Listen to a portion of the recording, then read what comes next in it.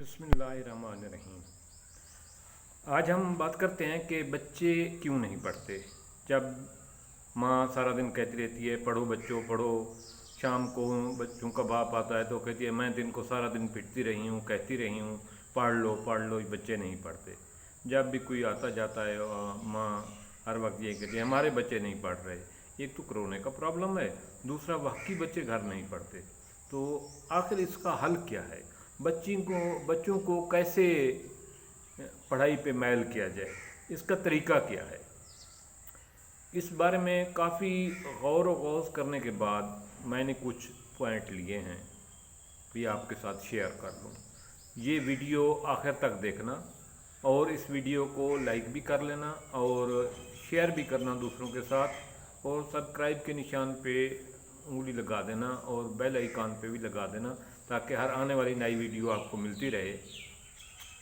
تو آج ہم دیکھتے ہیں کہ بچوں کو پڑھنے کے لیے کیسے تیار کیا جائے، بجائے اس کے کہ آپ ان کو بار بار کہیں، ہر وقت کہیں بازار جا رہا ہے بچہ بازار سے سودا لے آؤ، پڑھنا بھی ہے آپ نے۔ یہ بات ٹھیک نہیں ہے۔ یا وہ کوئی اور کام بتایا ہے ساتھ اس کو پڑھنے کا بھی کہہ دیا ہے، یہ بھی ٹھیک نہیں ہے۔ اصل یہ ٹھیک ہے کہ پڑھنے کا ایک ٹائم مقرر کیا جائے، فکس۔ اس ٹائم پہ بچوں کو کہا جائے آؤ بیٹا آپ کے پڑھنے کا وقت ہے، آؤ پڑھو۔ فکس ٹائم ہو، بچوں کو پہلے بتا دیا جائے۔ اس پڑھنے کے وقت پہ بچوں کو پیار سے فورس سے جب آپ کہیں گے کہ آپ کے پڑھنے کا ٹائم ہو گیا یا آپ پڑھو، تو ضرور اس وقت بچوں کو بیٹھنا چاہیے اور بچے پڑھیں گے۔ جب آپ ان کو کہیں گے کہ اب آؤ بیٹھو، اب آپ کا ٹائم ہے، روزانہ کا ایک ٹائم فکس کر لیں۔ گھر میں ایک جگہ پڑھنے کے لیے بھی فکس کر لیں، اس جگہ پہ بیٹھ کے پڑھنا ہے روزانہ۔ بچے مقرر ٹائم پہ انشاءاللہ وہاں پہنچ جائیں گے اور آپ ان کو مقرر ٹائم دیں گے تو بچے انشاءاللہ ضرور پڑھیں گے۔ یہ تجربہ شدہ ہے۔ جب آپ ان کو مجہولی آرڈر دیتے ہیں کہ میں نے کہا ہے پڑھنا ہے تو آپ ایسے تو نہیں پڑھتے، یا آپ نے کہا ہے کہ جاؤ بازار سے شاپ سے یہ چیز بھی لے آؤ آپ نے پڑھنا ہے، بچے ایسے نہیں پڑھتے۔ بلکہ ان کو فکس ٹائم دینا ہے اور اس فکس ٹائم پہ کہنا ہے آؤ بیٹا کتابیں اٹھاؤ ادھر آ جاؤ پڑھو، اور آپ بھی خود ساتھ بیٹھے۔ اچھا، پڑھنے کے لیے جو ہے وہ عام گھروں میں ٹیچر ٹویٹر کا انتظام ہوتا ہے، وہ علیحدہ سا ہی بے شک آپ کریں، لیکن جو میرے خیال کے مطابق اچھا طریقہ ہے وہ یہ ہے کہ آپ خود بیٹھیں، چاہے ماں ہے یا باپ ہے۔ آپ بچوں کو آپ پڑھنے کا وقت وہ رکھیں جس وقت آپ فارغ ہوں۔ ایسا نہ ہو کہ ادھر آپ مہمانوں کو ڈیل کر رہے ہوں، ادھر بچے پڑھ رہے ہوں، یا ادھر آپ ہانڈی چڑھائی ہوئی ہو ادھر بچے پڑھ رہے ہوں، یا ادھر ناشتہ پک رہا ہو آپ ادھر بچوں کو پڑھنے کا بھی دیکھ رہے ہیں۔ یہ غلط ہے۔ بچوں کا وہ ٹائم پڑھنے کا رکھیں جب آپ فارغ ہوں اور آپ کے پاس بچوں کے ساتھ بیٹھنے کا وقت ہو، تاکہ بچے شرارتیں بھی نہ کریں اور آپ کی نگرانی میں بھی پڑھ بھی سکیں۔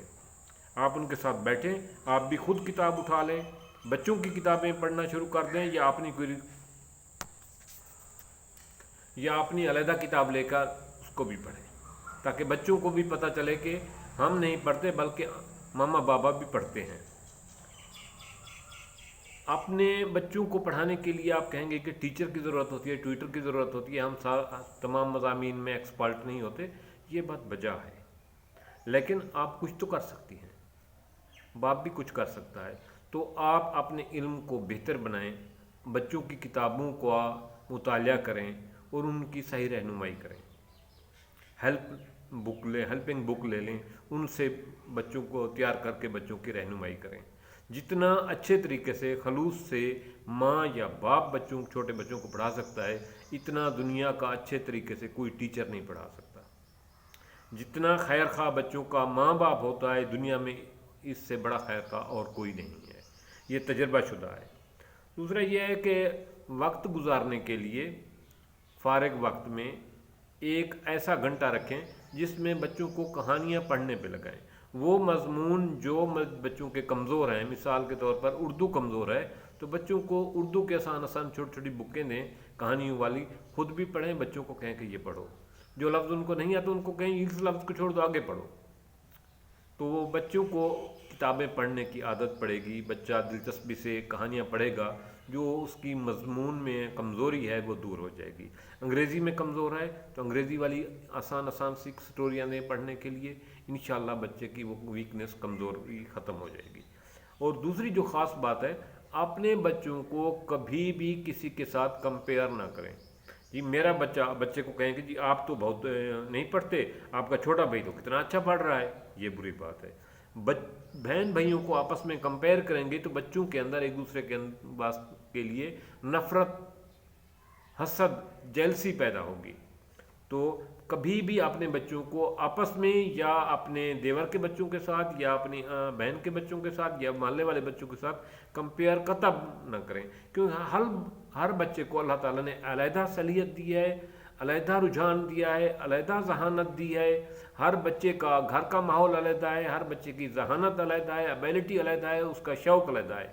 جو جس پوزیشن میں ہے اس کو اس پوزیشن میں بہتر کرنے کی کوشش کریں, بجائے اس کے کہ اس کا دوسرے کے ساتھ مقابلہ کیا جائے. دوسرا, اپنے بچوں کی شکایات دوسرے لوگوں کے سامنے نہ کیا کریں, چاہے وہ آپ کے بہن بھائی ہوں, چاہے آپ کے وہ رشتہ دار ہوں, چاہے وہ آپ کے سسرال ہوں, چاہے وہ میکے ہوں, چاہے بچوں کا ماما ہو یا نانا ہو یا خالو ہو یا آنٹی ہو. بچوں کی شکایات دوسروں کے سامنے, بچوں کے سامنے نہ کیا کریں.